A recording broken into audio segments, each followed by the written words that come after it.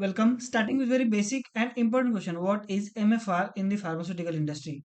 Master Formula Record or MFR in the pharmaceutical industry is a mandatory GMP document that contains complete manufacturing procedure, list of all ingredients including APIs and excipients with quantities, specification for raw materials, intermediates and final product, in process controls that is IPC's critical parameters and processing conditions, and finally packaging details and storage requirements.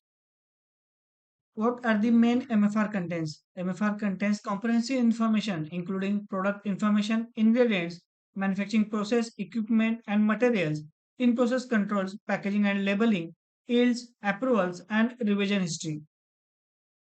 MFR preparation responsibility lies with whom? MFR is primarily prepared by the formulation and development, that is FND, and production departments in consultation with quality assurance. You can refer below table for more details. What standardized format shall be used for MFR preparation? MFR is prepared in a formal document format, often following a company's standard operating procedures, that is SOPs. What review and approval procedure shall be followed? The MFR undergoes a rigorous review process involving relevant departments like QA, production, and regulatory affairs to ensure accuracy, practicality, and compliance. Whether periodic or regular review is applicable for MFR. The MFR needs to be reviewed and updated periodically to incorporate changes in formulation, processes, equipment, or regulatory guidelines. How does the MFR differ from the batch manufacturing record, that is BMR? MFR is standardized master document for all batches, whereas BMR or batch manufacturing record is batch specific execution record based on the MFR. Reference UGMP Part 1 Chapter 4. Are overages of APIs allowed in the MFR? Direct answer is yes, but they must be scientifically justified, documented, and comply with regulatory limits. Example ICH Q8 and FDA guidelines. What is the role of in process controls, that is IPCs, in the MFR?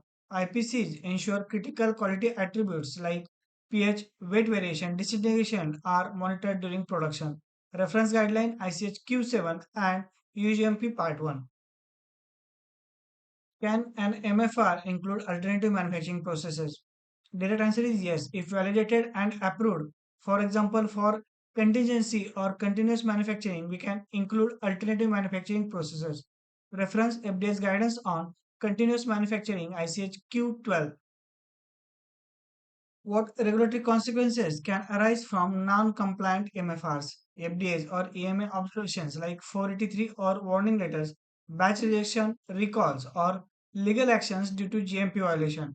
Reference guideline 21 CFR 211 and UGMP Chapter 1. How are changes to an MFR managed and documented? Changes to an MFR must be managed through a formal change control system.